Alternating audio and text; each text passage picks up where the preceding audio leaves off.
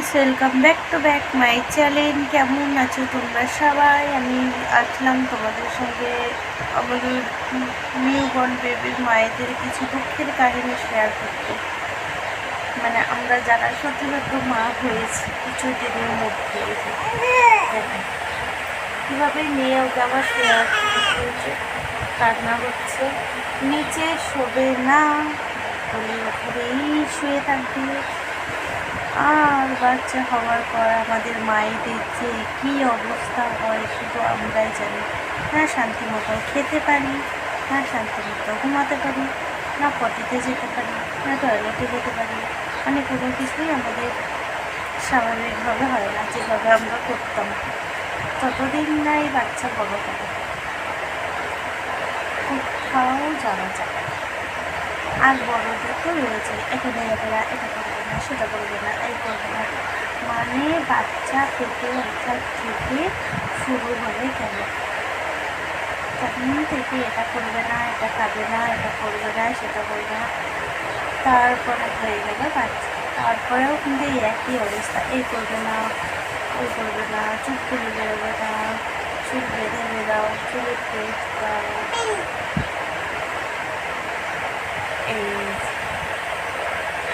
আমার কিন্তু দুপুরে এরকমভাবেই নিয়ে শুয়ে থাকতে হয়। শুয়ে থাকতে হবে, রাত্রিবেলাতে সারা রাত জেগে জেগে বসে থাকি ওকে কোলে নিয়ে।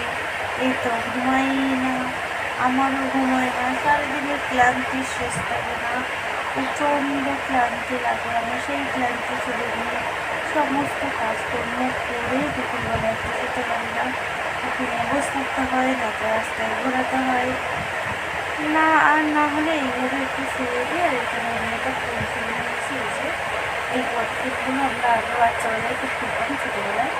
এই সেই ফুল, যে ফুল নিয়ে আমি আমার ছেলেটাও খেলাচ্ছি। এইভাবে কিন্তু ফুলটাকে দেখে কিন্তু এইভাবে আমার ফুলের ওপর পায়ের ওপর বসে বসে কিন্তু নিচে শুয়ে দেখবে না, খেলবে না। এটাই হচ্ছে দুঃখের কাহিনী।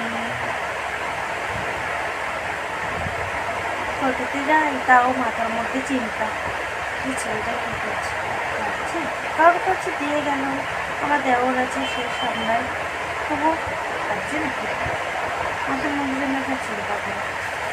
আর ছুটতে ছুটতে আসে, দেখতে দেখলে খাওয়াটা দেখতে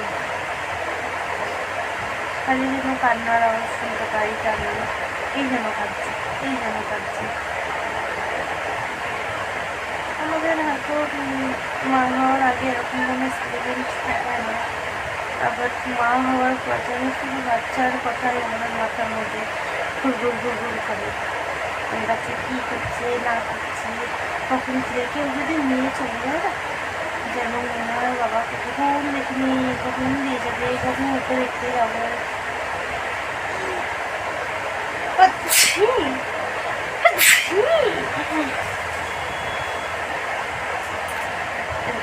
আর যখন সামনে মানে কেউ একটু নিলে ভালো হতো কাজকর্মগুলো, সেটাই।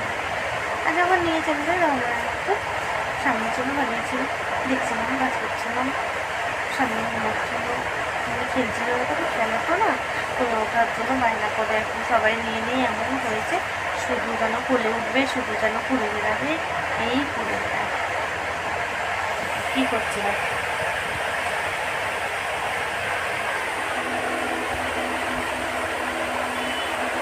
বাবা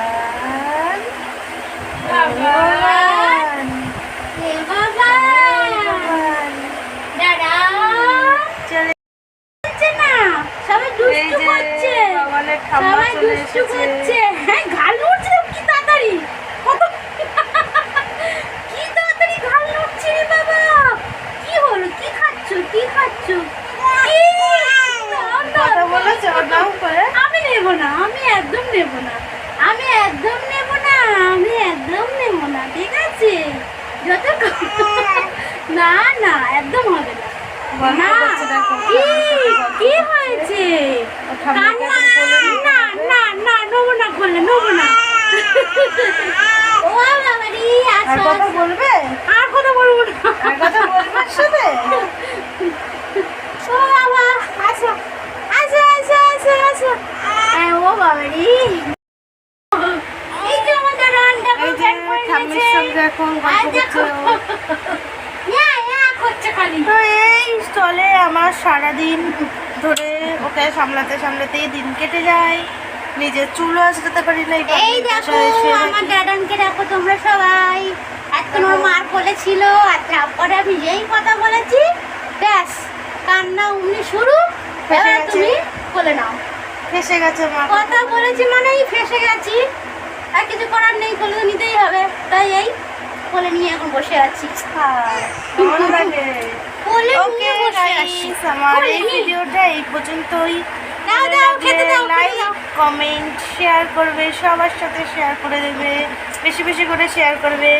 আমার পুষ্কুর ভিডিও যদি আরও ভালো ভালো দেখতে চাও বেশি বেশি করে কমেন্ট করে আমাকে জানাবে, তাহলে হয়তো আমি ওর অনেক ভালো ভালো ভিডিও শ্যুট করে তোমাদের সঙ্গে শেয়ার করবো। ও সারাদিন ধরে কী করে না করে, ওকে সামলে আমি কীভাবে কাজকর্ম করি। উপরে কি হয়েছে এটা? ওকে সবাইকে টাটা, বাই বাই। সবাই খুব ভালো থেকো, সবার সন্ধ্যাটা খুব ভালো কাটুক, আর বেশি বেশি করে কমেন্ট করো আমার সোনার ভিডিও পেতে হলে। আমার বাই সোনার বাই। ভিডিও, বাবাই। এই যে আমার সোনাটা, এই যে শুধু আসছে। টাটা সবাইকে।